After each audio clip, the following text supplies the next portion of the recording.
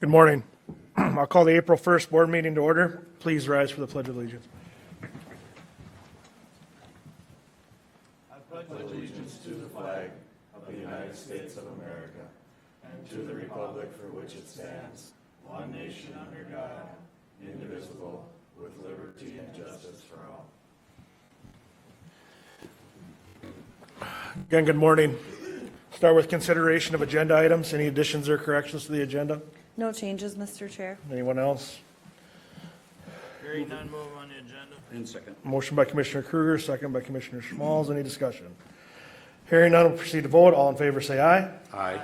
Opposed? Motion carries. Consent agenda. No changes, Mr. Chair. Motion by Commissioner Wright. Is there a second? Second by Commissioner Chachka. Any discussion? Hearing none, we'll proceed to vote. All in favor say aye. Aye. Opposed? Motion carries. Environmental Services. Mr. Telecki. Morning, everyone. Morning. One item for your consideration this morning, and that is a conditional use permit, 25-03, as requested by Glencoe Light and Power for the expansion of a generating facility located at 10975 Diamond Avenue, Glencoe, Minnesota 55336, for the installation of 3 new 3100 kilowatt Caterpillar diesel-fired electrical generators, producing a total of 9.3 megawatts of total capacity in a new building that would be constructed that would be approximately 60 by 101. This property is described as 2.67 acres located in that part of the northwest quarter of Section 17, Helen Township, parcel number 07.017.0825. The Helen Township Board recommended approval at their meeting on February 13th, 2025. The McLeod County Planning Commission recommended approval at their meeting on March 26, 2025, with the following conditions. Number 1, all drainage tile and patterns be repaired to pre-construction condition as soon as possible after construction. And number 2, a portable restroom during construction of the new structure and generator placement be brought on site.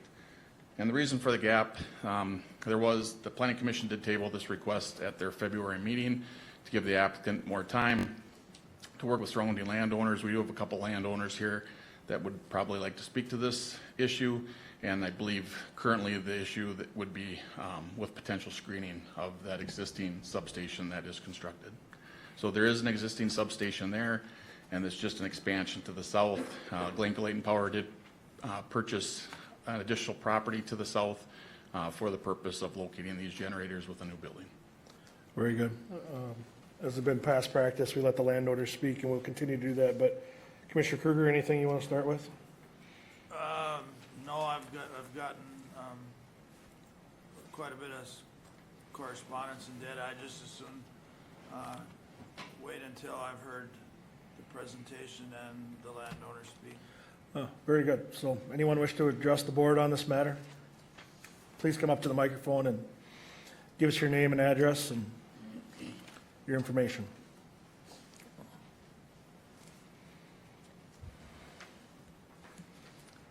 My name is Sandy Horman, address 11104 Diamond Avenue, Glencoe. Sandy, excuse me, but can you just reach up or mark up or get the, Pull the mic a little closer. Oh, there you go. okay. Thank you for the opportunity to speak. My name is Sandra Horman. I live on 11104 Diamond Avenue in Glencoe. And I am here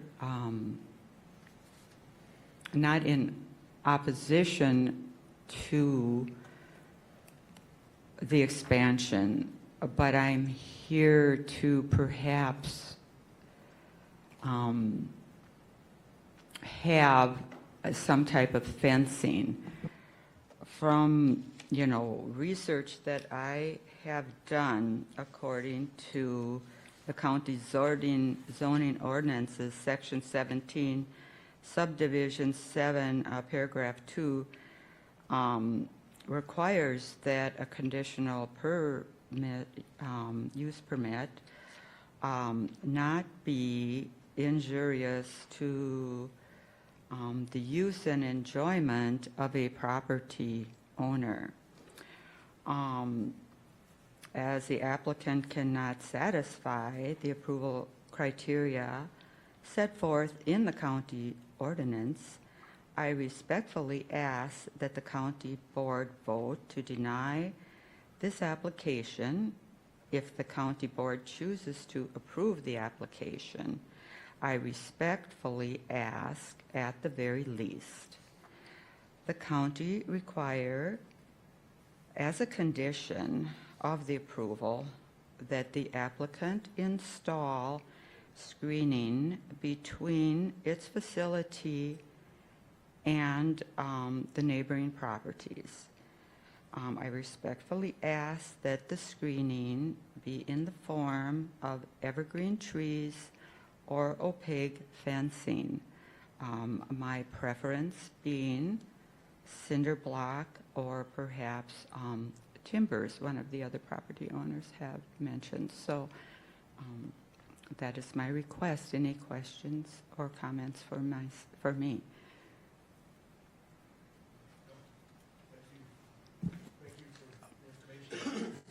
You're- Mr. Chair, I may have one, Sandy. You said cinder block or wood. My preference would be cinder block, as wood can tend to be quite unsightly. Thank you for the opportunity to mention this. I think the cinder block would complement the area and give it a more aesthetic look and not impair farther, our enjoyment of our view of our properties, as well as block a lot of EMFs and things that can come off of a high voltage facility such as this. I noticed signs on the facility when I went to measure that say danger, big red signs, high voltage. I did some measurements. There's some discrepancies, but everyone agrees it's under 500 feet. From research I have done online, there's been quite a bit of factual information on there now regarding power plants and EMFs. It is not suggested that, from what I've read, power plants, even in this day and age anymore, be less than 800 feet from a residence. Now, this existing substation is less than, like about 400 feet from my front door. And so I have since, this property has been in the Horman family since the 60s. And nobody's had any, serious health issues. Since this power plant has been put up, shortly after, within a few years, I developed stage 1 aggressive invasive breast cancer. This is commonly caused by environmental things, not from anything that is from like sprays or things such as that, or genetics. There's nothing in our family history of such things. And in taking the measurements, I noticed the big red signs on the gate saying high voltage. They do emit EMFs, even if low EMFs, long-term can have an effect on someone's health, as the data online shows today. So I would also perhaps request, even before and after, that a study be done regarding the EMFs that are being emitted from this facility. Yes, Commissioner Sure. Schmalz? Sandy, thanks for coming in this morning. Thank you, sir. Question I have, did you appear before the planning and zoning meeting that was held regarding this conditional use? Yes, I appeared at both meetings over in McLeod County, and also I was invited to join the meeting this past week here at the power plant, and mentioned some possibilities that we would be agreeable to regarding this matter. And one more question, Yes. Mr. Chair. And Sandy, did you also mention that when it came to screening that you were somewhat interested in spruce trees or something like that? Spruce trees would be good, but as Dave mentioned to me, none of us would probably be here anymore by the time those trees would be big enough to make any impact. So a cinder block wall would give the immediate result that we need, both for ourselves, our health, and the health of the wildlife in the area, which has become non-existent since the high voltage plant came up.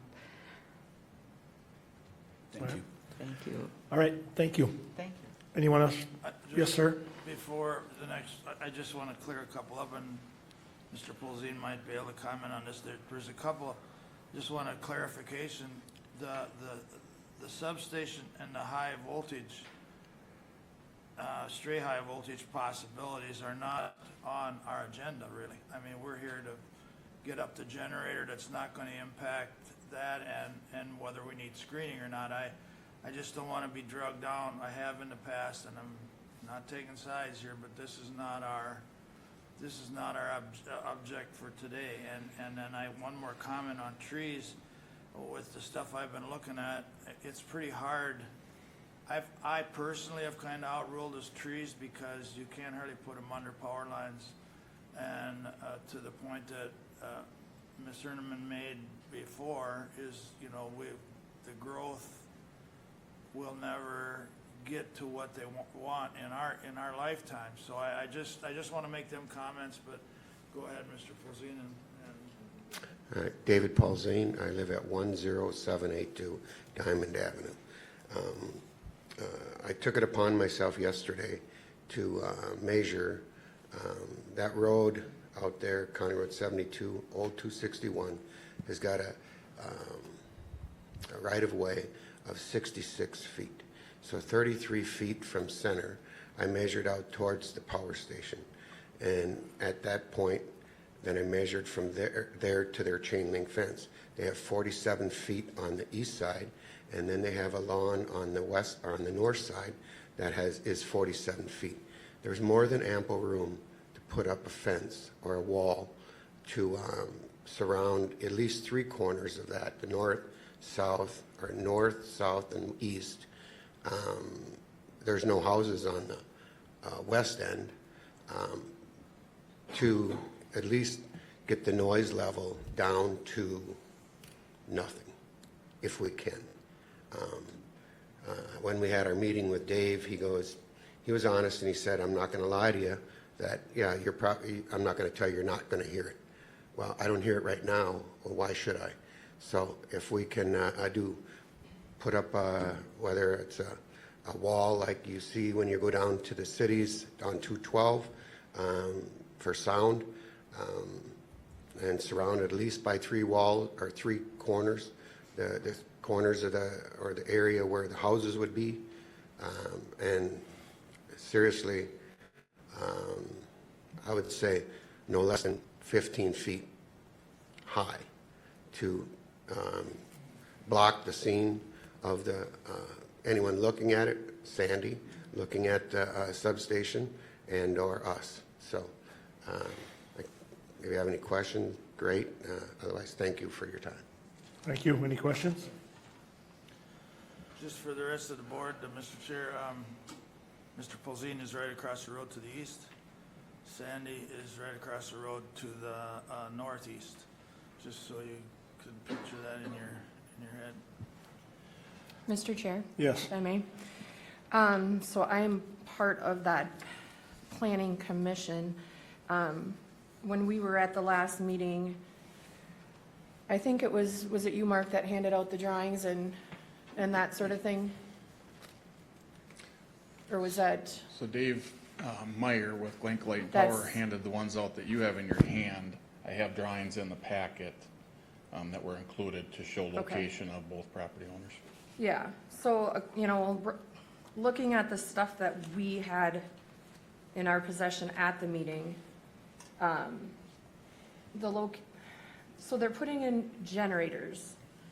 And from what we were told, with all three of them running, the noise level would be like 55 decibels from the corner of 110 and Diamond Avenue, which is the equivalent of a dishwasher running in the next room. There's from where the generators are going to be, it's approximately 692 feet from the house. And this is just Ms. Horman's house. We don't have, I think the other house is maybe a little farther away. So we don't have measurements on that. And I know that David said Glencoe Light and Power had shifted the building back to the north and west, just to the west, as far back as they could to get it not so it's sticking out in front of the current substation that's there. They don't anticipate the generators running. It's one of those things that's a backup. So if they all ran together, it's 55 decibels, and they're anticipating possibly 35 hours a year is how long that those would run for testing, for monthly testing, quarterly testing, different things like that. So that was kind of our reasoning to approve it with the conditions. Again, some of that stuff isn't in our scope to decide with the conditional use permits, but Mr. Chair? Yes. And a question, Lori, is that 35 hours based on testing? I mean, if there's a need, if there is a blackout or some storm or right. whatever the case may be, then they would run. I also don't want to get hung up on that. I mean, we have to kind of. Right. I feel we have to make our decision on maybe for just the hour. I mean, I don't know. It is what it is because there's nobody here. I don't think that can guess how much time they Correct. would need, and you don't want to base a decision on that. So, Lori, was the screening addressed in the planning commission? It was, but I don't believe that that's something within our scope. So, Mr. Chair, if I may, so that, you do have that purview if you wish. The discussion at the planning commission is that the fence was there, the addition would be to the south, nothing would be to the north. Screening was discussed, but there was no condition placed by the commission as a recommendation to you for additional screening compared to what's currently there. Okay. So with that being said, if I may, the noise issue, Minnesota Rule 70, 30.005, state level, when we deal with decibel levels, utilities are a class 3 noise area classification, which during the day, the standard is 80 decibel levels. At night, it's 75 decibel levels. And the study that Light and Power provided to us by their engineers, as Lori, Commissioner Chutka had spoken to, it was 55 decibel levels at that intersection. The distance between the corner of the substation that's currently there and Ms. Horman's closest point of her home is 465 feet approximately, and I did measure that yesterday. So with all of that being said, I believe that probably factored into some of the planning commission members' opinions in regards to whether additional screening was needed. But we do have the ability as a county, if you feel necessary, to mitigate for that potential concern. Mr. Chair. Very good. Doug? How do we know it's 55 decibels? I mean, how do we know? That's just a guess. So with that being said, if I may, Dave Meyer is here. He can speak to that. The engineers that he worked with on staff, based on the turbines or the generators that are being placed on site, I would assume, I don't want to assume anything, but I would assume they're housed inside that building, which breaks some of that noise prior to it leaving the site. And I'm real interested to hear from Mr. Meyer, but I'm going to give my opinion first, so Mr. Meyer can, you have to excuse me, I know everybody's going by first name, so I don't mean nothing by that, but at any rate, I'm going to give my opinion here. I really don't, some of these things should have been addressed when this was put in. I mean, I don't know where the foresight was. I wasn't on the board, and if I was, I don't think I was. But at any rate, some of this should have been addressed for planning. So I'd like to make a decision that keeps us from having to do this again sometime, because I don't imagine anything in the utilities is going to get smaller over time. Hopefully not that we grow. But I don't think it's unreasonable to ask for a 15-foot screening around the perimeter of the three sides. I don't know that they even have to be all the same. Whatever the aesthetics and the cost, because obviously the cost is important to me, because the costs are going to be a pass-through. They're going to go to the constituents that are also my constituents. So, I mean, that's a double-edged sword. However, I took the liberty of getting some photos of some screening that goes through chain link fence. Now, I don't know if that's acceptable. I'd like to see something that's acceptable through Light and Power and through the homeowners to get what they want. But I guess that the stray voltage thing is not on my calendar today. I thought about it quite a bit yesterday. That's something that should have been addressed because this has nothing, these generators and these buildings have nothing to do, in my opinion, unless I don't know what I'm saying here, is with stray voltage. The other concern I had was dust control during construction time. I think it's reasonable to ask for dust control on the gravel roads during construction time.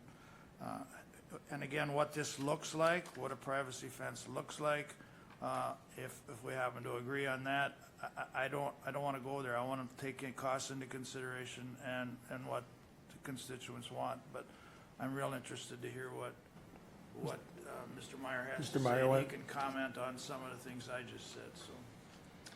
And Mr. Chair, if I may add one thing. So the screening that was discussed at the first Planning Commission meeting, there was discussion between the applicant and Ms. Horman about possibly placing live screening on her property. It was brought up by Ms. Horman. We've done that on our solar projects that have been approved in the county. The difference between the two is those screenings were done on property that was under control of those solar gardens. So to maintain that living screening, if a tree were to get diseased or die, for them to replace that with no easement given to the power company on private property, that becomes difficult to do. Sure. So in the past, from a county's perspective on past cases and working with our attorney's office, not our current attorney, but past attorney's office staff, it was advised that unless they can control that screening, that we shouldn't place that provision on there. So, Mr. Chair, one last comment is that's why I ruled out trees. I should probably comment a little more because I couldn't in my heart have some, making a condition of a permit for something on somebody else's land. It just, that'd be like opening an internal case of worms. Yep. At any rate, and underneath the power lines, obviously for a living tree wouldn't work. It just wouldn't work, in my opinion. So, thank you. Go ahead, Mr. Meyer. Not sure what I'm supposed to say at this point. I guess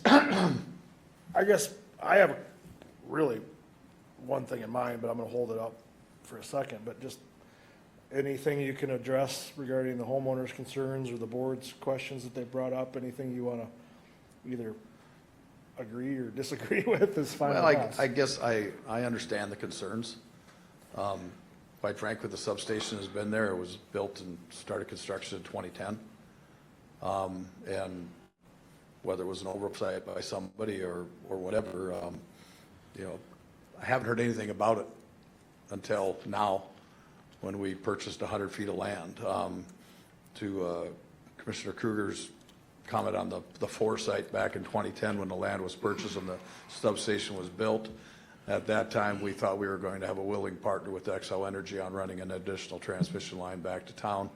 And unfortunately, early on after that project was completed, we found out that was not going to happen. And with the potential expansion of Glencoe most likely being east along the 212 corridor, that's why that substation got a transformer out there, and that's why we're planning for potential expansion, likely long after my tenure here, but trying to plan for it. Sure. I quite frankly don't see that expanding any larger. It'll serve any of the future needs shy of Glencoe booming into a giant metro area. There's no other expansion to happen out there. The generators that we're putting in place are going to be inside of a approximately 60 by 101 foot building. As far as the visual aspects of it, I don't know if that's any different than a neighbor putting up a new Quonset, because essentially that's what it is. And I guess in the ag world, I see a lot of that. You know, I understand the screening. I understand the request for the screening. But I don't know what it's going to screen against. We have an 8-foot high fence, and you make it a 15-foot high fence. And in the case of what Mr. Kruger had a photo of, I know that fence. That was maybe 100 feet, and it was probably $150,000. And I'd be looking at, I don't know, 500 feet. I haven't measured that. Pretty significant. I'd rather put a tree in somebody's yard without an easement, but I don't want to set that precedent, because I understand where this board is at. Requiring somebody to place screening on somebody else's property is problematic. It's not that in my heart that I'd be against it, but from a business perspective and from a precedent perspective, it's difficult for me to justify that. I have a problem with a 15-foot high fence, which is essentially directly underneath transmission lines on two sides or within the easement of that transmission line. The sound, I don't know how much of the packet I brought to the Planning and Zoning Commission. The question of the noise from the generators. I let the engineers do their magic calculations. This building is going to be 2x6, insulated to 2x6 insulation levels, which is going to limit the noise significantly. Is there going to be zero noise? No, there's not going to be zero noise. There's noise with everything. Anybody that's sat on the lake in the middle of you hear the kids screaming. I'm sorry, you're going to hear noise. You're going to hear noise from the highway, which isn't that far away. So as far as the technical aspects of it, I don't have a crystal ball to tell you how many hours it's going to run. I'm going to tell you, in the 15 years I've been with Light and Power, we don't have an engine at our plant that's run more than 35 hours in a year. I pray to God we don't have emergencies that require it to run any longer.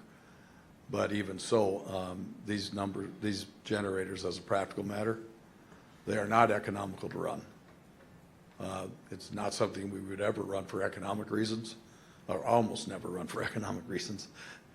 But they're not economical to run, so it's not going to be our go-to.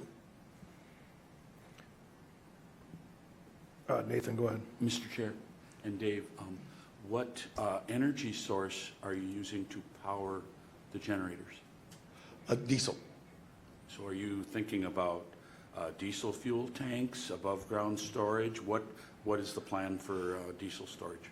Double wall diesel fuel tank above ground. Approximate size? 12 to 15,000 gallons. Okay, thank you. We have spill plans for the site to make sure that the environment is protected. As far as the diesel fuel engines, we've obtained permitting from the Minnesota Pollution Control Agency for the site, so we're well within their guidelines. I would say the fuel tank will look probably similar to, well, if you go to our current plant where the Light and Power is, there's 3 tanks up in the northeast corner. It'll be one similar to that. Okay, thank you. Mr. Chair? Yes, Doug? That spill protection, that's mandatory in getting your permit. Absolutely. And is that a built-in recovery? I mean, is it just a line, is it lined, or what happens if you have a major spill? Is it just, the berm has to be big enough to hold it? Is that pretty much? Contained within site. And with the double wall tank, that's the protection for a fuel tank, because it's double wall tank. The spill plan on that site is primarily addressing the fact that the transformers have oil in them, and transformers are not double wall. So the spill plan for that site is primarily to address that. The double wall tanks have monitors in them so that you know if an interior wall is leaking so that you can address that issue. And by the way, Mr. Chair, I didn't mean, I wasn't degrading anyone for back in the day when the transformer was put up, but I mean, the point there is, nobody, you know, we think it's not gonna get bigger, well, it usually does. I'm getting old enough where those 10 and 20 years go by pretty fast. Oh, And then we're into expansion, so I kind of rule that out. You know, you hope that our needs and growth, you know, get there, and that we are a community that can back up power if something goes wrong. So I mean, and a lot of these costs are hard for me to tack on because they're they're gonna go to the consumer that uses the electricity. That's where it goes. And let me see. That's all I have for right now. Thank you. Well, Mr. Meyer, anything else? Not unless you have questions. Then we might, so stay close. But I guess I might get a timeline thing thrown in my face, but where I'm at is throwing it, tabling it till we can at least see a screening plan. We don't have one. We have pictures that Commissioner Kruger provided, which is great. We have ideas from the homeowners and the power company on maybe what could happen or should happen or might not happen, but we don't have a plan. So, Mark, if you want to throw the usual timeline waiver conversation in my face here, go ahead. But, I mean, that's where I'm at with it. We don't have a plan. Or we don't even have any ideas what we would approve if we did, and I don't want to do it on a whim. Yeah, thank you, Mr. Chair. So they have signed one waiver. So state statute 1599 requires us to act on this within 60 days. We can extend it by another 60 days. They've signed that original waiver. So if we table this, we would ask for them to sign an indefinite waiver, which gives us time to review a potential screening plan. So the applicant would have to agree with that if we were to do that. So we don't have the authority to administratively impose an indefinite waiver on them. So, Mr. Meyer, I have no idea if the board's gonna go along with me. Would you be willing to sign the waiver and so we could potentially come up with some ideas and a plan? As I put you on the spot now. Well, it doesn't sound like there's really a lot of choice. Well, I didn't mean it like that. I'm sorry, I'm sorry. No, I get that. I guess, I would tell you that honestly, just back of the napkin, me thinking outside of the box. Yep. I would tell you that from a business perspective, and me looking at the possible costs incorporated with taking a roughly 8-foot high fence and changing it to a 15-foot high fence for many hundreds of feet. I don't have the numbers in front of me because I haven't measured it, the dimensions of the fence. And then putting screening inside that fence. I'd rather voluntarily put up the tree row that Ms. Hornman requested. Okay. I mean, because just as a matter of, Economics? well, yeah, it's bad policy to put in the tree line. Mm-hmm. But to me, it's worse policy to spend a couple $100,000 on some screening that quite frankly is going to do the facility no good. Mr. And Chair, I have quite a frankly question don't for think it's Dave. going to look any better than what it does now. Okay, thank you for that. Doug, go ahead. I'm a little bit confused here. We cannot incorporate a screen with security fence? Yeah, you could put slats inside a fence, I mean, and you could put that screening in, but I'm talking about literally replacing, there's 3 gates in the existing fence. So to replace 3 gates and the linear footage of that fencing to 15-foot high and then slatting it, I'm just looking at the cost prohibitiveness of it. Well, the reason I'm asking, Dave, is because I heard you say, you know, screening and fence, I mean, the double fence, I No, would no. understand, No, I mean, the costs, I know costs are, you know, not good, so. if you're going to incorporate it in the existing fence, you can't, because you can't just make that fence 7 feet taller. Right. Oh, no, I get that, but we're not, I got a cartoon bubble that showed me 2 fences, and I. No, but you literally, to make that 15 feet high, you end up taking out the existing and replacing. There is no reusing, because for a 15-foot I high agree with fence, the posts are different, the makeup's different because of the wind loading. The installation is different because with the slats put in there for screening, it changes the wind loading, which makes an interesting aspect for maintenance aspect when you're out in a rural area where there is no cover and it's susceptible to the high winds. From a practical standpoint, it just becomes an installation and quite frankly, a maintenance nightmare. All right. And that being said, that 15 feet doesn't hide it all. Because you have a transmission line that's owned by XL Energy, that's a double circuit line that runs east of that facility. And you have a transmission line that goes west that's owned by XL Energy that runs through the field. And then you have the poles at the substation itself. David, where are we at with, when do you, have you lined up, starting construction or buildings? I mean, is there, coming back to the waiver, you know, how, it costs money to postpone things, so I'm trying to figure out where you are on that. We've awarded the civil work for the site prep at our last commission meeting. And would like to proceed with that as soon as we can. Obviously, we're not going into the ground in the next day or two, but it's fortunately spring, I think, will get here. Mr. Chair, if I may? Yes. So just a correction, that indefinite waiver would be needed May 16th. So we have until May 16th under the current waiver if we did want to potentially look at a screening plan. Well, I guess what does the rest of the board think? That was just my idea. I have a couple questions. Yep. Dave, did you say that the building itself is an insulated structure? So you have double-walled insulated structure, is that correct? The building itself is going to be double walled. It's going to be a steel building.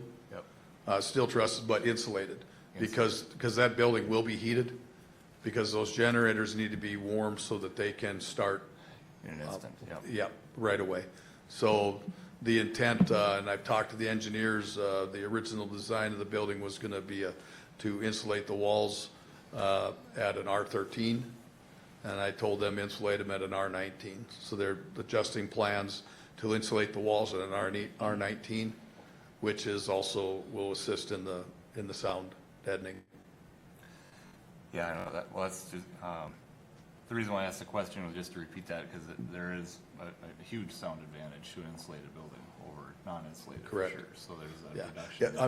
And I'm sorry, Mr. Wright, the double wall I was speaking to was the double wall tank for the fuel, Okay, got it. for safety against spillage.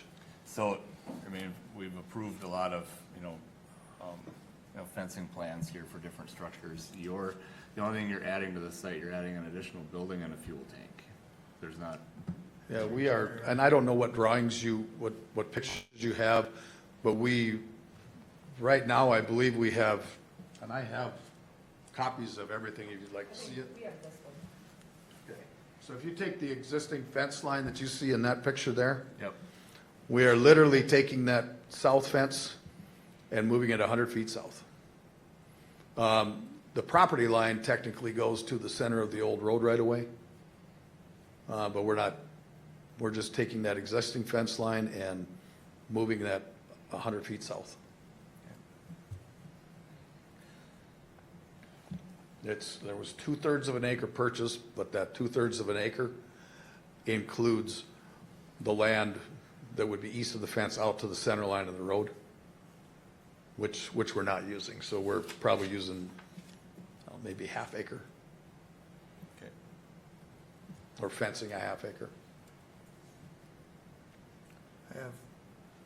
I have a comment, Mr. Chair. I mean, I don't need an answer for it or not, but the only thing, some of this other thing, I don't disagree with what's being said, except for today, we only have control of one thing, and we're only asked to do one thing, a conditional use permit for this site. And I have no problem with, in fact, I think it's great that, you know, they're putting in more standby generators, and I have been in town too, when the diesels are running here, and the only way you can hear, or that I know they're running, is I see the stacks, you know, I see the fumes coming off the stacks. However, I don't know how to find a compromise between the land. This is important to me, and not only that, but I represent both sides as far as a commissioner district, and I don't know what that compromise is. The tree thing is,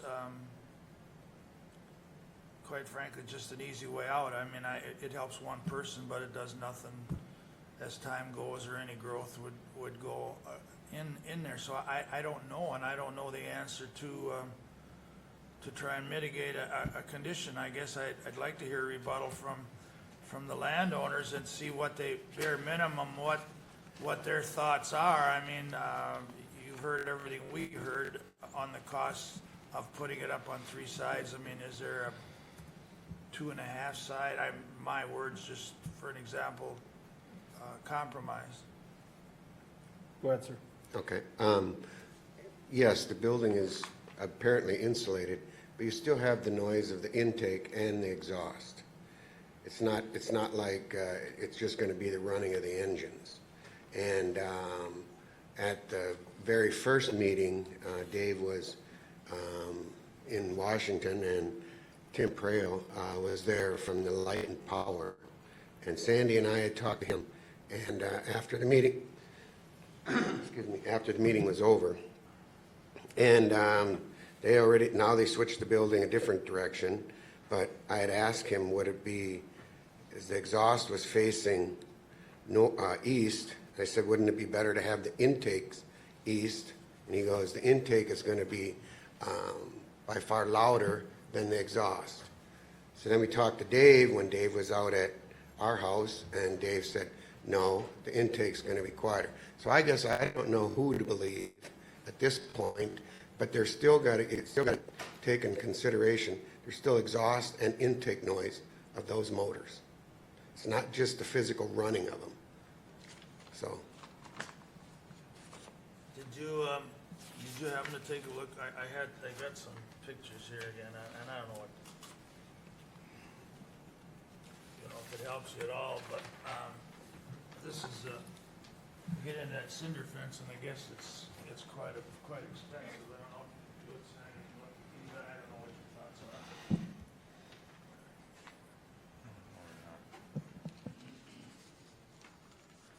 I mean, something's better than nothing, but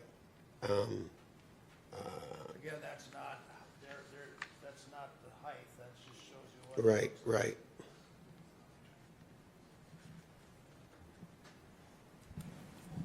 All right. I think Thank you. I might be in the minority, but I'm still to the point, we table it for 2 weeks to actually make decisions on, so. 'Cause I don't, well, sounds, That wouldn't put it in front of planning and zoning. does it need to go to planning and zoning? They already sent it here. I'm just asking. Mr. Chair, for us, I mean, it's our decision, and I don't have a problem with the 2 weeks. I don't see sending it back. I mean, they've already heard everything. I mean, it's up to us to decide what they were. The only thing within, if we do table for 2 weeks, or till our next meeting, how can we, I mean, I'd like to see some progress with the landowners and the Light and Power. Yeah, that would be my hope too. Mark, go ahead. Yeah, so if I may, the concern in the screening, it was discussed at the planning commission, and the fact that they did not impose a condition on there, and I don't want to speak for them, brings me to the conclusion that it was considered, and they felt that where the expansion was, what was there was adequate. And there was concern in regards to a live screening on site. So I believe that's where the discussion, I don't want to say I believe, that is where the discussion was centered on, was trying to fit in some form of live screening, because that was a broad context of the discussion in regards to screening. There just wasn't ample room to put that in. So if the need is for maybe a different style of fence, you should have the ability, and I don't want to speak for county attorney's office, but you have the ability to send it back to planning commission if you want, or else see if the applicant is willing to come up with some proposal that they could share with you, as long as it's to a meeting, your meeting prior to May 16th, we are covered under their current waiver. Mr. Chair? Yes. So, I'm trying to figure out how to say this. What's the difference between an 8-foot fence and a 15-foot fence besides 7 feet? What's it gonna accomplish? If we would ask to have them, I think you can put slats in metal fences, correct? That is correct. So, it would be a less cheaper or a less expensive option to put the slats in there in the existing fence that he has without having to tear it all out and redo the whole thing. Well, there's certainly it feels like there's an appetite of this board to discuss the screening, and I think everybody's amenable to that, but I don't know if that's an 8-foot fence or a 15-foot fence, or I don't know what I don't know right now, and that's where I'm struggling with it. This diagram or illustration that we have, yeah, that's great, but I don't know, but I'll stop short of the motion myself, but yes, sir, but we gotta, can't sit here all day. I guess we can, but I don't know that that's gonna get anybody anywhere. So. Mr. Chair, if I may, Yeah. the one concern I have, and again, it's not a concern that I personally have, when you deal with the subdivisions in this county, past board, they didn't require screening on that. And I without going through the minutes, and I was not at that particular meeting, but none of our substations have adequate screening when it comes to height. Sure. So I believe that's probably why the planning commission and the board at that time didn't require screening on this particular substation when it was built out. So just a little context. I don't know, and you have the ability through ordinance to mitigate for concerns if you believe that they're relevant concerns and that there's a need for them, right? So on the solar side of that, and that's been brought up in past discussion within our planning commission, that's a land intensification and a density issue. So a 1 megawatt solar garden is taking 7 to 10 acres. This particular site is 2.67. So there's a difference in scale in regards to use. Mr. Chair, Yes, Doug. can I ask Dave, do you know how did Excel, what process was taken when Excel brought their line, and did they have a easement before they moved in, or how did That transmission. I'm coming back to or how we got here, and some of these things, and I don't blame them. If I'd have been a future board, I don't know what I'd have said, but however, how did they get that line in there? Because that's obviously The original 69 kV line, that's the lower line that runs east-west, has been there for, a long time. I don't know, 60s, I don't know, 50s, I don't know, maybe longer than that, I don't know. The 115 kV line that ties into the 115 kV line that we built in 2011, they went through a certificate of need process, just as Light and Power went through a certificate of need process back in 2010, 2011, to get that permitted to put that line in. And the thought then was because Excel was gonna feed more power to the city, or? Well, what Light and Power, going back into ancient history, what Light and Power was thinking is that we might put a parallel 69 kV line to XL's to run from the plant in town out to hit that substation, and it just didn't come to fruition. So doing this, and I did want to throw something out to address the sound. Sure. Because of some issues we've had with sound in the past in town, I actually have a sound meter app on my phone. Okay. And I started that about, I don't know, 5, 6, 7 minutes ago. And the average dB rating in this room, it's gone up since I've been speaking right into it. But the average dB rating since I fired that up was 64 dB. And it keeps wanting me to, I don't have the ad-free version, so it brings up other stuff, but it's been 64 dB. Yeah, I have a loud voice too, don't worry about it. Yeah, so, I mean, I guess my concern, if we're talking about screening for aesthetics, I consider that a different issue than screening for sound. If we're screening for sound, and there's paperwork that Mr. Chachka has that I brought to the planning and zoning meeting. And Mr. Kolecki indicated that for utilities, it's 80 dB at day, 75 at night. But for residential, it's 60 dB during the day and 55 at night, I believe, on the paperwork I provided you. And that's according to the Department of Health. And we're, according to engineers' information, not mine, anticipated to be below that, below residential, not utility. So I guess I would be disappointed if some measures were placed on us that far exceeded what the state standards are. Mr. Chair. Yes. And one simple question, Dave, before you sit down. The building you're proposing, what's the wall height of the building? I believe we're going to be 18 or 20 feet. Sidewalls or to the piece? Sidewall. Thank you.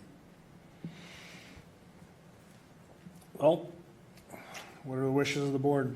Mark, Mr. Chair, Mark, is there, on that building, obviously, is the permitting of the building itself been in process or no? It's part of this request.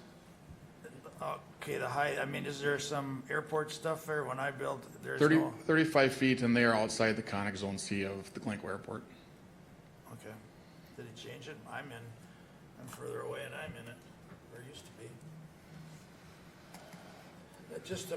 That's fine, but so they don't have to worry about height. The tank is the same way, so the tank's not gonna be higher, that they need red lights and all that stuff. I mean, I know there's different processes when you're within a certain distance of the airport. Mr.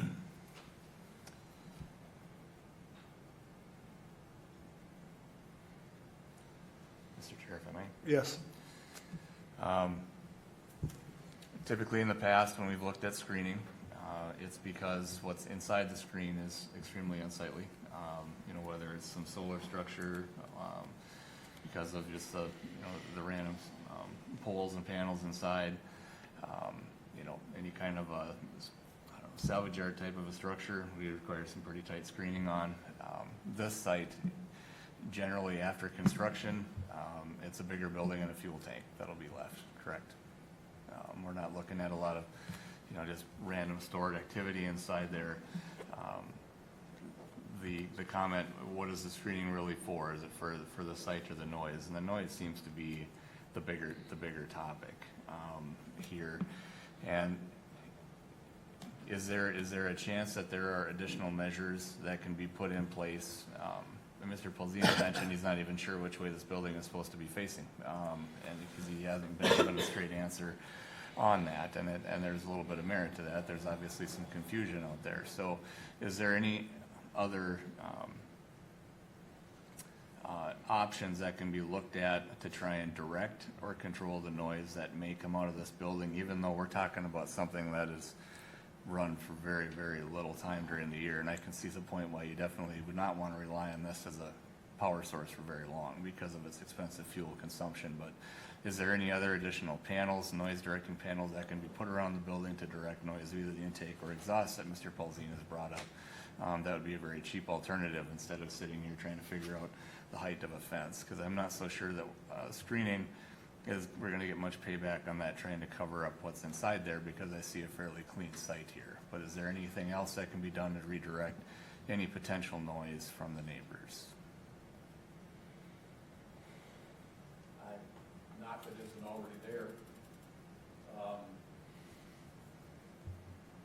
can address it with the engineers and ask about additional attenuation for sound and find out what possibilities there are. Well, for me, that seems to be the bigger topic that's here, is sound. And is it worth a couple $100,000 fence? Personally, I don't believe so. The higher you build a fence, the more the wind is going to catch it. And then you have to fix fence, and that's expensive as well. So if there's any other opportunities out there to try and mitigate the noise or noise direction, that's, if this did get tabled, that's what I would look for an answer to come back with, I guess, is any additional simple steps that can be done as to control potential noise.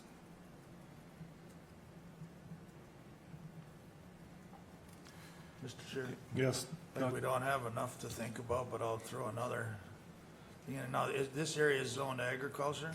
The first part of it was, there's some zoning classification changes? No, both are ag. This, So it's still ag, even though essential it's- service structures, essential service lines are a conditional use permit in the ag district. And that is what that's what is in front of you today, conditional use permit. Because during our conversation here, my understanding is kind of got messed up a little bit, because if a farmer puts up a grain bin and a drying system, that's for him, or that's for what he's doing. Now, technically, these generators are going to provide electricity to the city, which is great. But I mean, I'm just throwing in another deal. So I mean, that has to be taken into consideration too, when you have to be ready to do what you have to do when you move out or into the country. Mr. Chair, if I may, that is a good point. Ag is exempt with that. We do have performance standards in the ordinance that talk about being good neighbor policy and, trying to mitigate any potential noise, but we have had those issues in the past, in my time here, with bin sites that were created with dryer systems that were there and the fans that are running on some of these bins, and they can be heard. So that has been a concern, specifically in regards to when you've dealt with establishing a bin site that's not located on the same property or the same parcel that the home or the dooryard is. So again, those are all conditional use permits in the county if you are going to establish that bin site off of your place, and then you have the ability as a board to mitigate for those concerns if you feel that that's necessary. So very similar.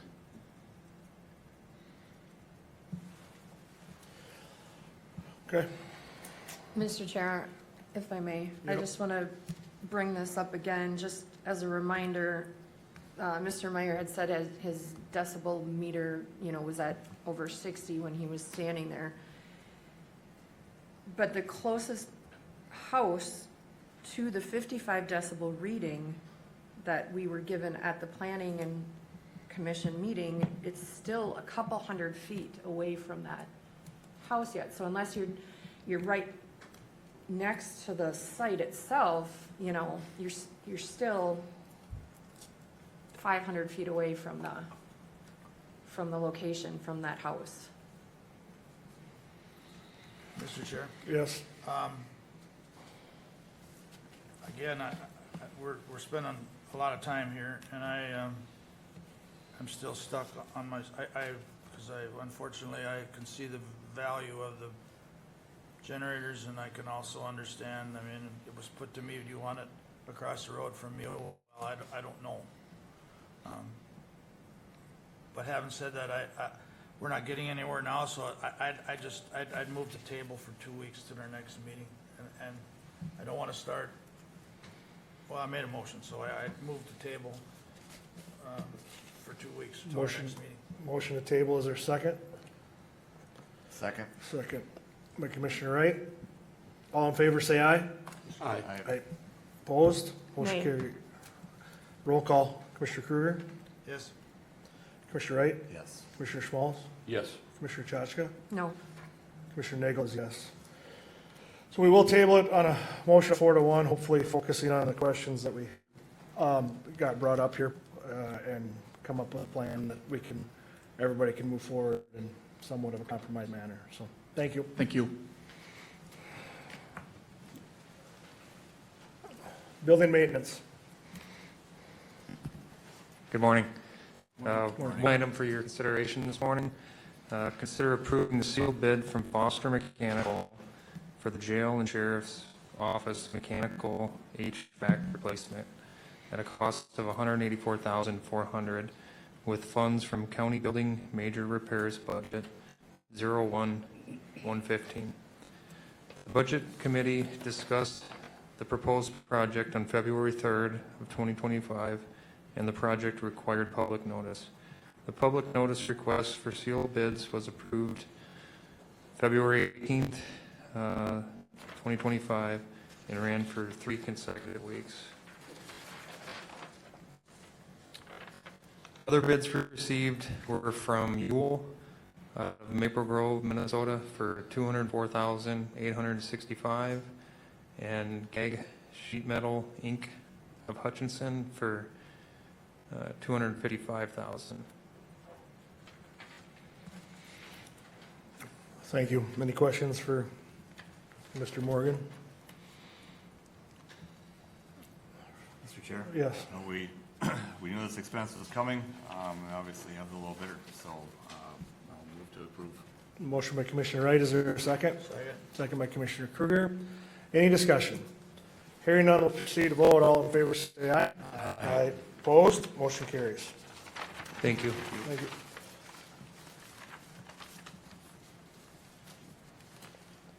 Health and Human Services. Good morning. Good morning. I have one item for you today, and that is to consider approving out-of-state travel for Barb Carlson, our Public Health Emergency Preparedness Coordinator, to attend the 2025 Preparedness Summit in San Antonio, Texas, from April 29th to May 2nd, 2025, at a cost of approximately $3,000. This will be paid fully with our Response Sustainability Grant. All expenses associated with travel, lodging, registration, and all other fees will be fully covered by the Response Sustainability Grant that we have received from Meeker McLeod Sibley Community Health Services. The Preparedness Summit is a nationally recognized conference that provides opportunities for public health professionals to enhance their knowledge of preparedness activities, collaborate with experts in the field, and learn from real-world experiences in emergency response. The Minnesota Department of Health highly recommends participation in this event to ensure local public health agencies remain informed and prepared for emerging threats and best practices. Approval of this travel request will allow Carlson to gain critical insights that will strengthen emergency preparedness efforts in McLeod County. Thank you. Any questions? Mr. Chair? Yes. We've kind of as a standard had people when they use out of state and go to a conference and come back and make a report. Well, we don't need a report for this, but do you use that information within Health and Human Services? I mean, does she report back? Absolutely, yes, yep. She'll report back to us, and I'm sure that we will report back to the CHB, so I'm sure you'll hear some at the meetings too. I would move to approve. Motion by Commissioner Kruger, is there a second? Second. Second by Commissioner Schmalz. Any discussion? Hearing none, proceed to vote. All in favor, say aye. Aye. Opposed? Motion carries. Thank you. It is not on the agenda, but I do want to let you know that last week, Tuesday, March 25th, we were notified by the Minnesota Department of Health that our COVID-19 fundings from the federal government, we had to cease work immediately. And so we are still able to bill for our services from January 1st to March 21st of this year. We have done so. So we are leaving about $78,000 on the table that the feds have asked us not not to spend and will be requiring us to send back to them, so. Mr. Chair? Yes. What does that mean? I mean, there's no place else you could use that money, We could. quickly? Yep. I mean, No. with being under, and still being under their mandate? No, because the email came out that day and we had to cease and As desist that that day, okay. immediately, yes. Just curious. Yeah. And so for us, that's about 78,000. For the CHS, it's about 115,000 that we won't be able to use, so. Mr. Chair? Yes. And maybe to kind of add a little bit to the discussion, or the information, I'll call it, that Barrett's given us, I think, I mean, it was money that probably could have been used for educational purposes. Yep. Within our CHB. So we see the trickle-down effect now affecting CHB in McLeod County as well. Yeah, there weren't, thank you, Commissioner Schmalz. There weren't a lot of restrictions on this fund, on these funds. So anytime we even talked about COVID or COVID resiliency or things to do with COVID, we were able to code our time to that. So at most of our trainings, a lot of just general staff wages were coded to this, so. Okay, yeah, it's not on the agenda, so we'll have to probably let her go for today, but if there's more updates with that, please bring Yeah. that back to us, okay? I will, thank you. Thank you. Public Works. Good morning. Good morning. Consider approving the final acceptance and payment of $9,369.69 to Rice Companies, Inc. of Sauk Rapids, Minnesota for the Glencoe Area Transportation Services Building. The project came in under the approved $1.8 million budget by $23,316.12. We are complete with the project and are recommending final payment and acceptance at this time. All right, any questions for Andrew? Just one. So you're under budget totally by 23, or you need to take out that 93 yet? Nope, that includes the 93, so totally by the 23,000. Okay, thank you. All right, I'll move to approve. Is there a second? Second? Second by Commissioner Kruger. Any discussion? Hearing none, proceed to vote. All in favor, say aye. Aye. Aye. Opposed? Motion carries. Thank you. Good morning. Good morning. Item B, consider approving the advertisement for bids as outlined in Minnesota State Statute 373.01, Subdivision 1, 5B for selling the houses located at Piepenburg Park and Lake Marion Park. As discussed at the workshop on April 18th, the houses located at Piepenburg Park and Lake Marion Park no longer serve a useful purpose after switching to the host model at the campgrounds in recent years. The continued maintenance required on the houses makes them cost prohibitive to retain. All right. Discussed at the workshop last week. Any more questions regarding this? Or 2 weeks ago? Wishes of the board? Mr. Chair, I think this is the right path that we have to go down, and it follows the state statute outline, so move to approve. Motion by Commissioner Wright. Is there a second? Second by Commissioner Chachka. Any discussion? Hearing none, proceed to vote. All in favor, say aye. Aye. Opposed? Motion carries. Item C, consider approving the purchase of an office building for Piepenburg Park Campground from Dakota Storage Buildings LLC out of Millbank, South Dakota at a cost of $19,846.63 with coronavirus relief funds from the American Rescue Plan Act. As discussed at the workshop on April 18th, the campground host will office out of this building. The office will also serve as a central location for park visitors and campers to access important information. A second estimate was received from the Shed Shop USA out of Hammond, Wisconsin at a cost of $27,934. Mr. Chair? Yes. I'm in I mean, obviously, we had a workshop, so I understand the need and what we're doing here, but I always have that question, why do our bids all come out of state?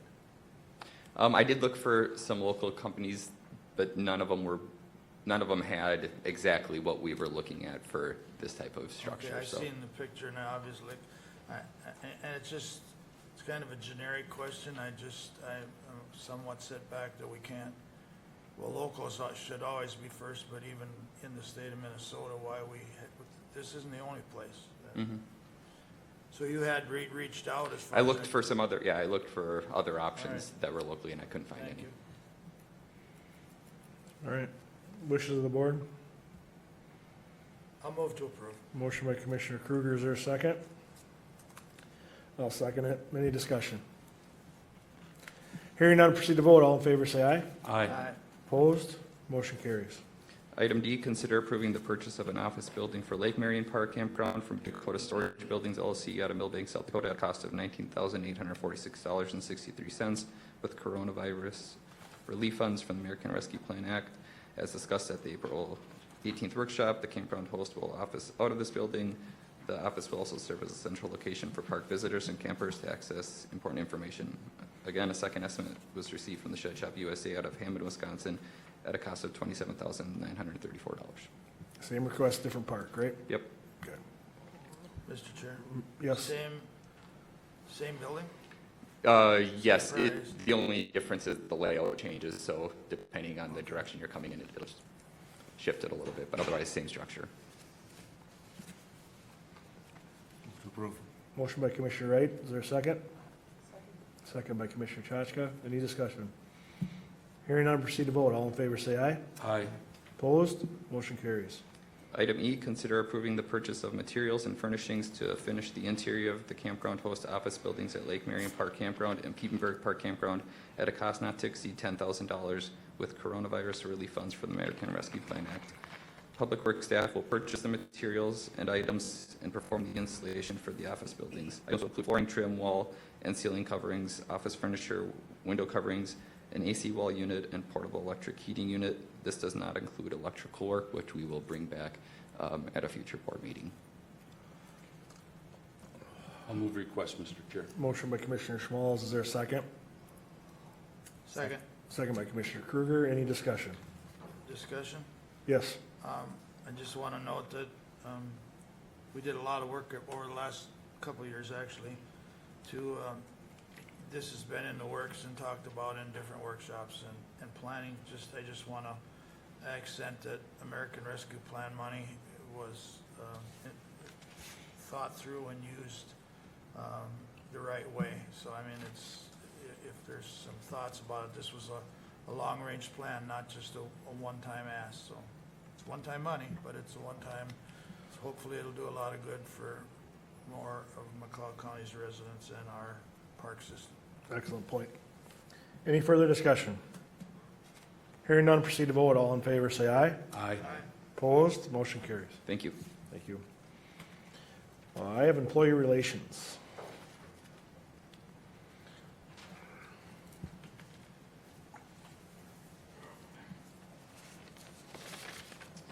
Good morning. Morning.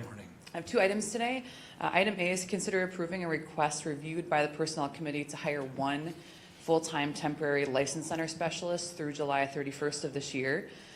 This request is due to multiple staffing changes that happened around the same time, as well as an extended leave within the license center. And that's where the need is coming from today. Any questions for Al? I do have Excuse one, me. Mr. Chair. Yes, sir. You have to explain to me temporary, full-time. So just, we're just clarifying what the parameters of the hours are. Sometimes it might be a temporary part-time person who would be working maybe 20 hours a week. Full-time means 40 hours a week on average, and that it would just be this temporary position between when we'd hire them through July 31st of this year. And that wasn't a tongue-in-cheek question. I just to get caught up in Yep. a lot of language, because we do need, I'm on personnel, and I realize the need in the license center, so, we need a full-time, basically. Yep. My opinion. With that, I'll move to approve request. Excuse me. Motion by Commissioner Kruger. Is there a second? Second. Second by Commissioner Wright. Any discussion? Hearing none, proceed to vote. All in favor, say aye. Aye. Opposed? Motion carries. Thank you. Thank you. Item B is consider approving the service agreement with Vault Workforce Screening out of Independence, Ohio, to conduct the required Department of Transportation, or DOT, drug and alcohol testing services for McLeod County employees who hold a commercial driver's license. I'll move to approve. Is there a second? Second. Second by Commissioner Schmalz. Any discussion? Mr. Chair? Yes. Again, the same question that I had for John. Are these, there used to be closer testing facilities, and they've all either went out of business, been bought up, or why again are these coming from so far away? So, just, this is where I think the head of the location is, where their billing is, but they have locations all over the state of Minnesota. So of course, people are here.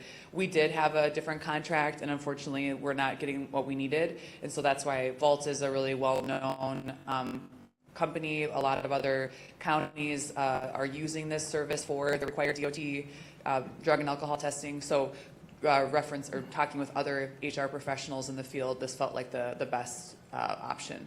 Thank you, good information. Very good. Where are we at here? I think we had first on the. Yeah, we do. So, any further discussion? Thank you. Hearing none, proceed to vote. All in favor, say aye. Aye. Opposed? Motion carries. Thank you. Thank you. Thanks, Nathan. AT. Good morning. Morning.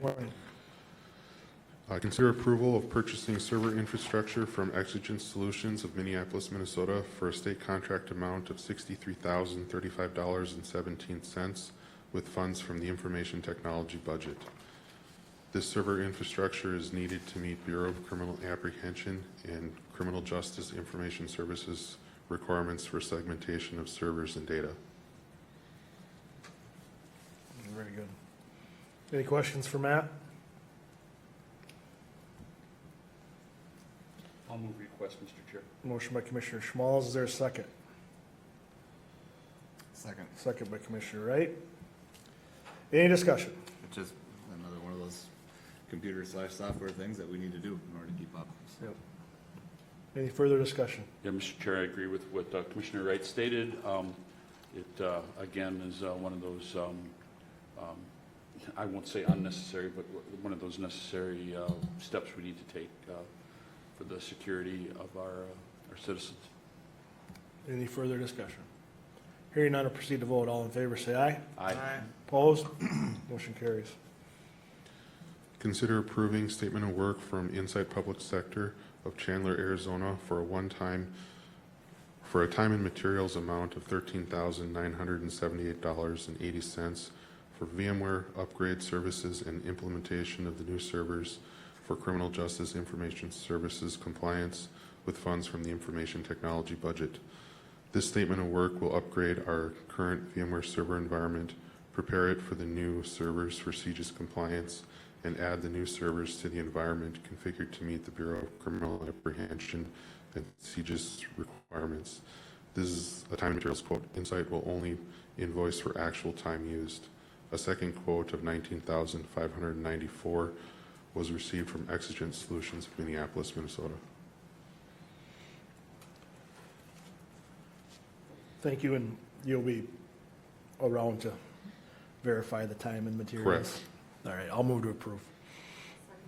Second by Commissioner Chachka. Any discussion? Mr. Chair, I missed your comment on, Just that he's gonna monitor the time, and I get nervous about time and materials, just make sure we have that oversight right, with I'm that. surprised as well because, I mean, I have some familiarity with using outside vendors. They're getting paid from Arizona up here. I mean, I'm glad you shopped around for the bids just so you watched that. I don't know if there's a Insight has a exceed very amount. large Minnesota presence. Okay, thank you. Any further discussion? Hearing none, proceed to vote. All in favor, say aye. Aye. Opposed? Motion carries. Thank you. Thank you. To the review of our calendars, Commissioner Kruger, whenever you're ready. Okay, we had our workshop after the board meeting, last meeting, and talking about various topics that will still come up today, I believe, in our meeting. I had Trailblazer on the 20th. 21st, we had a solid waste advisory meeting in Hutch. The 24th, I had a meeting on buffer strips with our ditch committee and county attorney. I had an ATIP committee meeting that's through mid-Minnesota on transportation on the 26th, HRA that afternoon. Again, nothing really to report other than we're not expanding because of, mainly because of costs and input that the county would have to put in, but I'm sure glad the tip, or the money, the ATIP, or what is it called?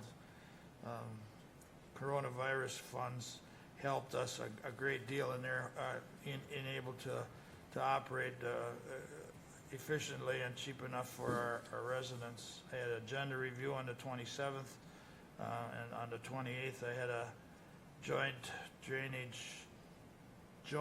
ditch drainage meeting with all the counties that we are, that have joint ditches together with McLeod. Brings us to today. Thank you. Okay, attended the workshop after our last board meeting on the 21st. As Commissioner Kruger had mentioned, we had our solid waste workshop. We had a discussion with the board on our recycling programs and some potential site changes to make as we look towards the future. 24th, joined Commissioner Kruger on a buffer discussion with our staff here. And on the 28th, as I mentioned, our joint ditch meeting that was here in this room with our neighboring counties, discussing changes with our joint ditches that we have. Thank you. After our workshop, which many of those items were covered today, participated in some union negotiations with 4 different bargaining units, all from one business agent, 4 different bargaining units with the MINPIA group. Good discussion, good opening meetings, very cordial discussion, which is encouraging and refreshing as we go through that. So thank you to everybody that helped facilitate that. Had some recycling questions and concerns from constituents that I appreciate staff helping. I had all the right answers, but it was sure good to have them backed up right away by the staff. As we went through there, there was some false information going out there, and I was very happy we were able to disprove that and move on. Other than that, plenty of information or plenty of discussion, whether phone calls or people catching you regarding the compliance regarding buffer strips and that type of thing, which will be our next agenda item. So. Thank you, Mr. Chair. For my calendar, after our county board meeting on the 18th, we held a workshop here at McLeod County, and then also toured the courthouse building to look at some of the deficiencies that are showing up in the structure itself, mainly the roof.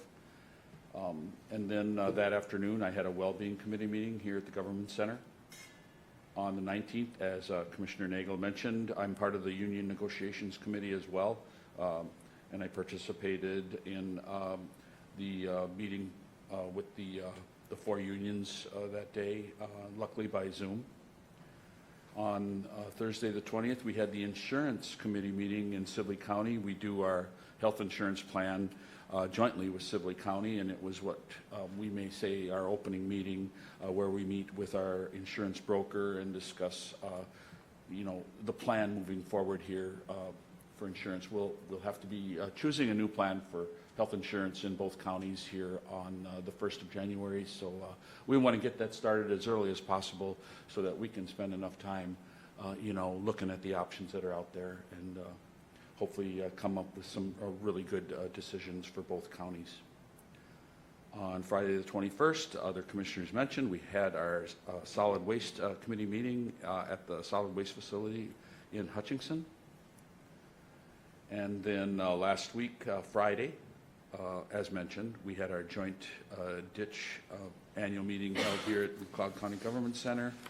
And then that afternoon, I attended remotely another union committee meeting that was held where we were listening to one union that afternoon by Zoom.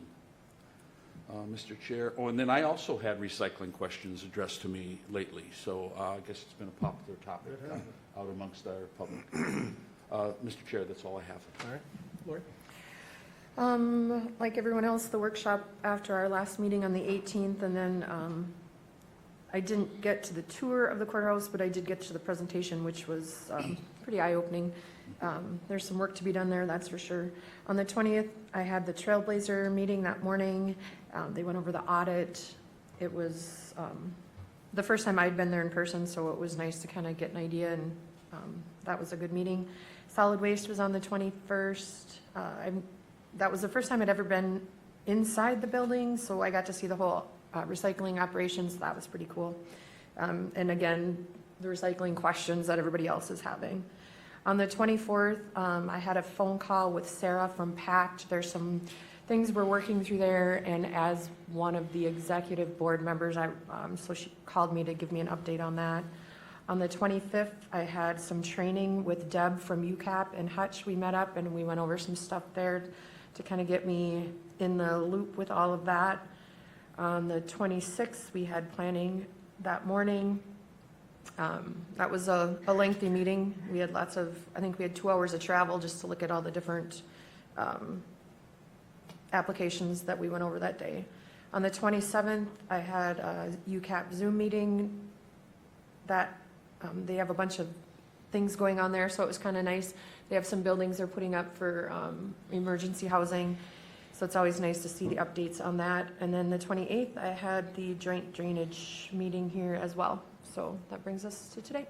Thank you. Anything from the attorney's office? All right. Sheila? Thank you. I do have one notification, Mr. Chair. Sure. We have a notification of an additional agenda item for the special meeting scheduled this Friday, April 4th, 2025. That will change our schedule a bit, and we need to announce that today in order to meet the time frame requirements. So the additional item will be a closed meeting for discussion of potential litigation with attorney-client privilege regarding an ongoing matter, and that will start at 9 o'clock instead of 10 o'clock. The closed meeting is pursuant to Minnesota Statute 13D 05, subdivision 3B, based on the attorney-client privilege to discuss litigation. Okay. Thank you. All right. Item A, consider adopting Resolution 25-CB-19, discontinuation of jurisdiction over compliance provisions, Minnesota Statutes 103B.101, Subdivision 12A, and 103F.28. Okay, this is a topic that was addressed at our workshop. Do we want to read the resolution, or everybody have it? I do. I have it in front of me. As we go through this very important and somewhat controversial topic. And we can make some decisions on how we want to proceed. So, what are the wishes of the board on how you want to proceed with this?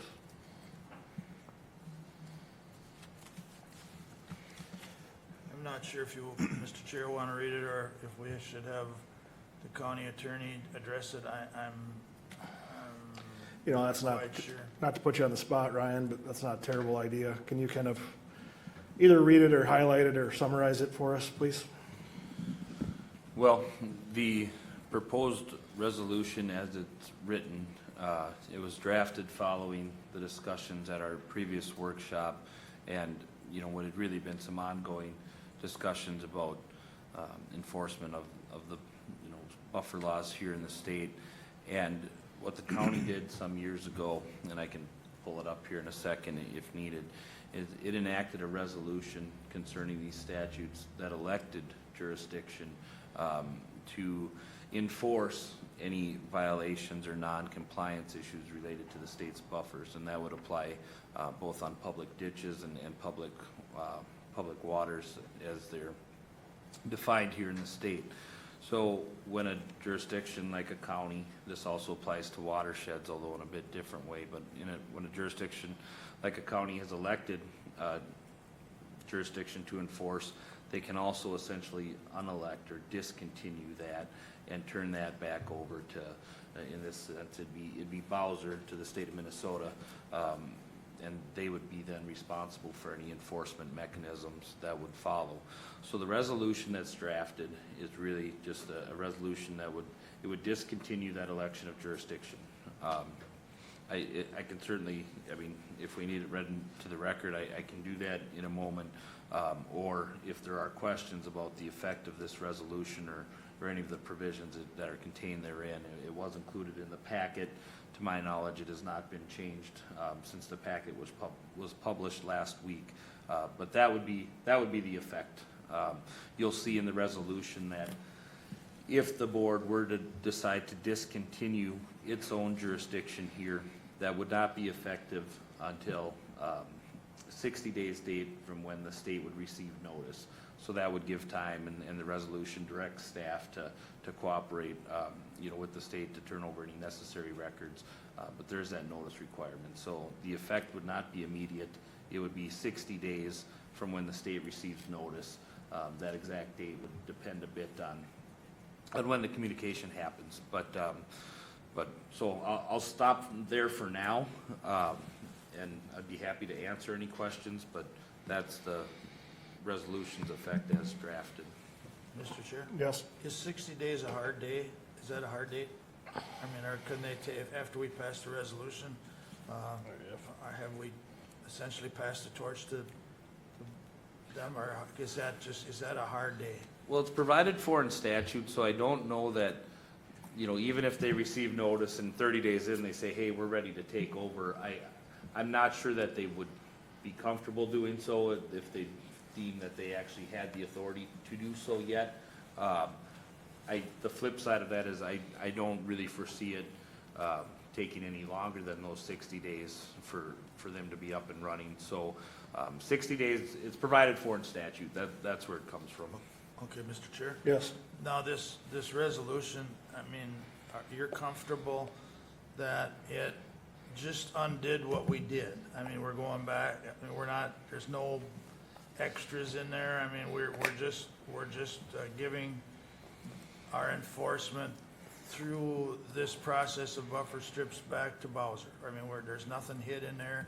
It's all, I shouldn't say hid, nothing different than we were before we made the other resolution. So the previous resolution it was 17 CB 21. And, its title was affirming McLeod County's jurisdiction to carry out compliance provisions of Minnesota statutes 103B, 101, subdivision 12A, and 103F.48. And that's what it did. McLeod County, with that resolution, assumed jurisdiction. So, I mean, you'll see the language of the title of this resolution, is consistent. It's proposed resolution 25 CB 19, discontinuation of jurisdiction over compliance provisions of Minnesota statutes 103B, subdivision 12A, and 103F.28. So, I mean, it's essentially, yeah, I mean, it would supersede our previous statute or our previous resolution. There's a paragraph in the proposed resolution that states just that. And, right, there's no other intent here other than, if the board so chooses, would be to discontinue that jurisdiction as far as enforcement of compliance provisions. It would be superseding that previous resolution. That's all it's aimed at. Because, I mean, there's no added or taking away. We're just back to where we were with statutes that were in drainage law. I mean, we're back, as far as our county is concerned. We're not assuming or giving away anything that we didn't have before, other than the enforcement. Correct. I mean, it would undo that previous decision. Really nothing more, nothing less. I mean, there is some aid that's tied to enforcement that you receive from the state if you choose to enforce. So, I mean, undoing that decision would result in no longer receiving future aid. I mean, though there's those, consequences that flow from the decision, but yeah, it would simply be undoing the board's previous decision back from 2017. Anything else, Doug? Yeah, I guess I'll just run through my list here. Please. I guess, I mean, we spent a lot of time, I have, I'm on a lot of ditch stuff. I don't know how exactly we got here. I mean, or we're being, I don't want to say pushed, but assertively asked to continue our compliance. I particularly don't have problems with public ditches. I think that's more contract law. I think we can work our way through them. It's my problem and our staff's problem, and even some of our board's problem has been that people with public waters some are not complying. And Bowser wants us to accelerate our compliance consequences, and our responsibility to enforce comes with the $80,000 riparian aid. And there's been some question what we do without that riparian aid. Well, for me personally, and in talking with some other board members and our county attorney, and actually some of our ditch people in administration, I feel that if we go into enforcement and end up in court, because there's really no precedent set. I believe there's one case for sure that I know of that I don't know how much like that ours is. But having said that, I as a commissioner and as a citizen I don't have the push to drive to enforce public waters. I mean, the difference between public waters and public ditches, that 50 feet on public waters has not been compensated for. So it would be hard for me to get in that fight to do what we're kind of assigned to do.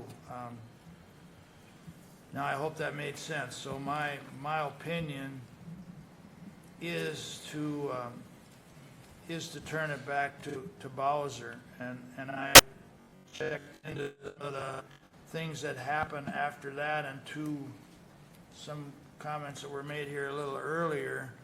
I mean, this is not etched in stone, but the enforcement will probably go back to in our case, Buffalo Creek Watershed, who deals with public waters. So, I mean, it's out of our hands, so I'm trying to explain what would happen. And to the best of my knowledge, if somebody has questions, I would do the best I can to answer them, but that's what I'm being told. And SWCD remains the reporter of compliance and non-compliance. And then if Buffalo Creek, and I understand they had conversation at their last meeting, if they would take on enforcement, they only have one ditch, I believe, but they do have the public waters. So again, one part that I'll repeat is I don't have it in my heart to enforce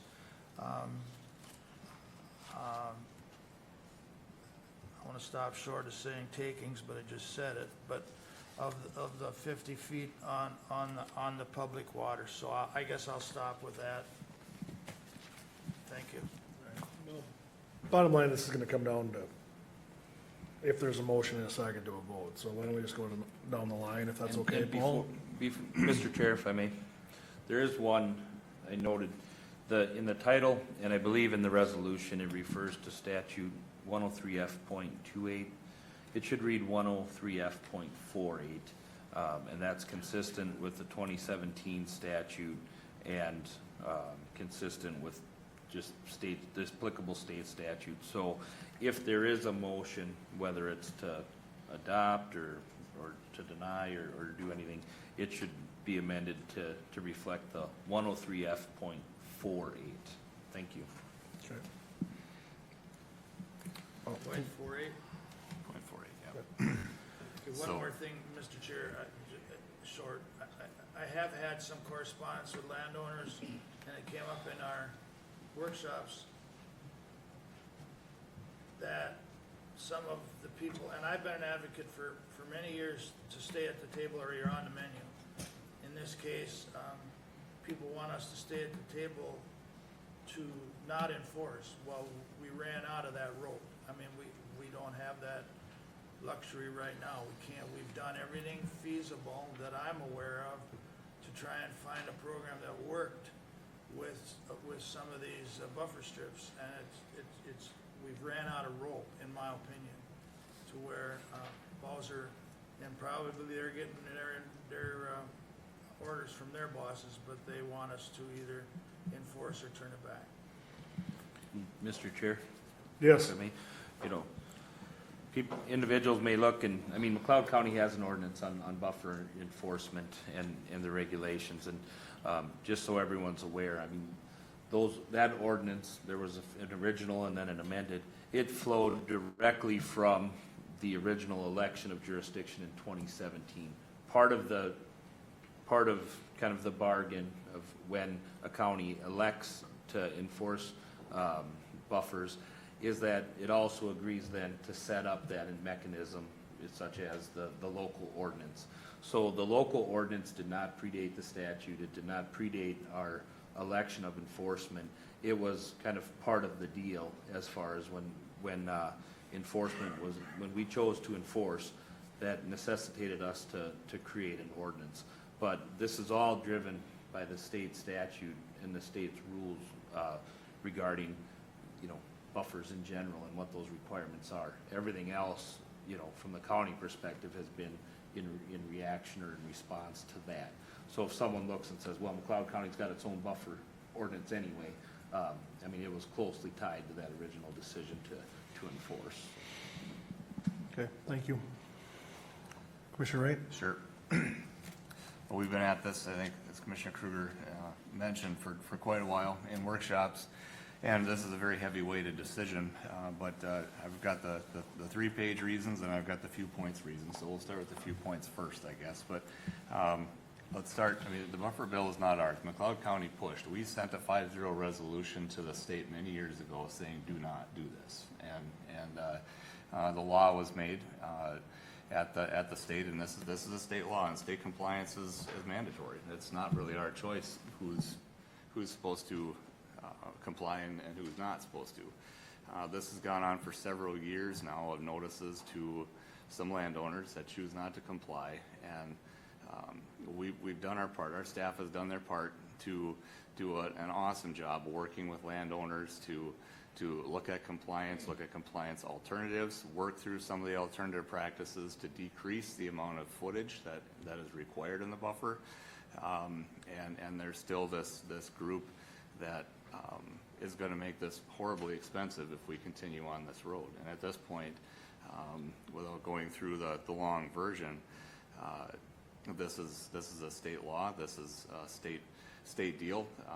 Do we need to be here to invest heavily in the enforcement part at this point? I'm not interested in that. It's gonna, I see a lot of time, a lot of heavy time, with some dollar figures rolled into it, based on a few that seem to be wrecking it for the many.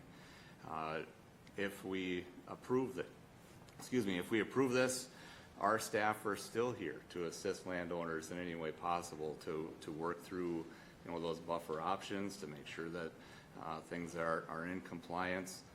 But this changes that very, very last step of what do we have to do that hardcore enforcement with those that just are pushing back so hard. This is what changes that very last part of it. So we're still here, our staff are still here to work with those landowners that are willing to be a part of that, and the vast majority are. And I think there's also a reason why we need to remember that those landowners that have been compliant for years, we owe it to them to make sure that it's fair for everybody, that compliance is widespread. So, Thank you. Commissioner Smalls, anything to add? Thank you, Mr. Chair, and thank you, Commissioner Wright, for your assessment of the situation. I thought you were very specific and factual with the statements you've made. I've spent a lot of time, trying to decipher both sides of the resolution that we're looking at this morning. And I try to look at the positives. I think it's an opportunity in front of us to approve the resolution. As Commissioner Wright stated, this was something that wasn't something that we have created. It's something that we were asked to deal with. So I think it's appropriate at this time to put the enforcement back to the creators. I think as Commissioner, I'm responsible for the welfare of McLeod County and its residents and its taxpayers. I think this is a way to mitigate any future liability which could come of this, and it could be a years-long process for all we know. I realize that we're giving up some financial benefits by going this route. I've talked to our Soil and Water Department, asking the question, if we go a couple of years, enforcement's been taken care of, can we re-enter taking on the enforcement responsibilities or re-enter the situation that we presently are in now with enforcement? And their indication was affirmative, that yes, we could re-enter in a couple of years again as well, which would once again put us in line with riparian aid. Speaking of riparian aid, there's no guarantee that that aid is going to even exist in a year or two. So for today, I think we're looking at a good resolution, and I think I'm planning on supporting the resolution as it's stated, based on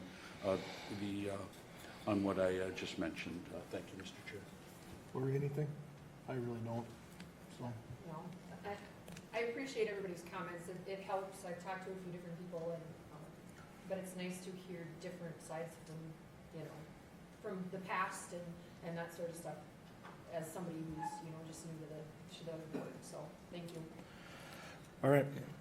Well, we need a motion. Mr. Chair? Yes. I'll make a motion to adopt Resolution 25 CB19, striking out 103F.28 and amending that to insert 103F.48 as a clarification as noted by our county attorney. Motion by Commissioner Wright. Is there a second? And I'll second it, Mr. Chair, with the edit that Commissioner Wright had mentioned. Very good. Second by Commissioner Schmalz. Any discussion? Hearing none, proceed to vote. All in favor, say aye. Aye. Opposed? Motion carries. All right, Sheila, you can run with the rest here. Thank you. Item B, clarification from the March 18, 2025 meeting. There was a notification of an electronic transfer of funds in the amount of $2 million from the Minnesota Association of Governments Investing for Counties, referred to as MAGIC. We use a lot of abbreviations and try to do a good job of spelling them out, and we did not that day. So that is, again, MAGIC is the Minnesota Association of Governments Investing for Counties. That was switched over to the Security Bank checking account on February 28th, 2025, or it was transferred to that account, excuse me. Item C, notification of McLeod Drainage Authority public hearing on the engineer's repair report of County Ditch 12A. The hearing will be held in the Martin McLeod boardroom of the McLeod County Government Center at 520 Chandler Avenue North, Glencoe, Minnesota, on Monday, April 16, 2025 at 9:00 a.m. Can I make a clarification on that? It should be Yes. Wednesday, not Monday. Thank you. Would you like me to reread it? Would you like me to read it again? Okay. Just the That'll be on Wednesday. just reference the day and the time. I'm just going to read it again. So I don't mess it up. Thank you.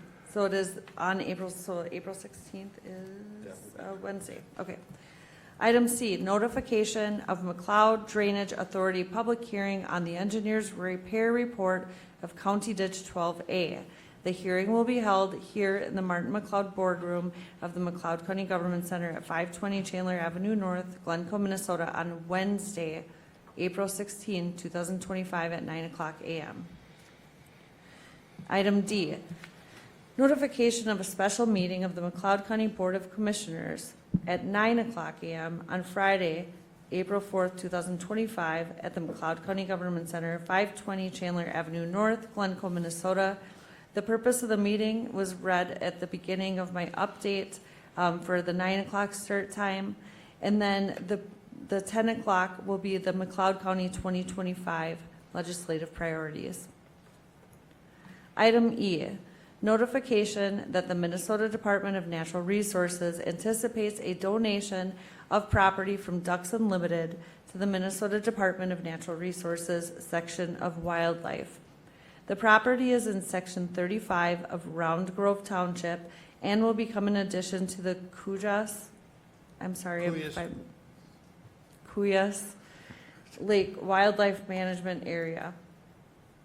Item F, notification of board workshop following the board meeting on Tuesday, April 15, 2025, at the McLeod County Government Center, 520 Chandler Avenue North, Glencoe, Minnesota.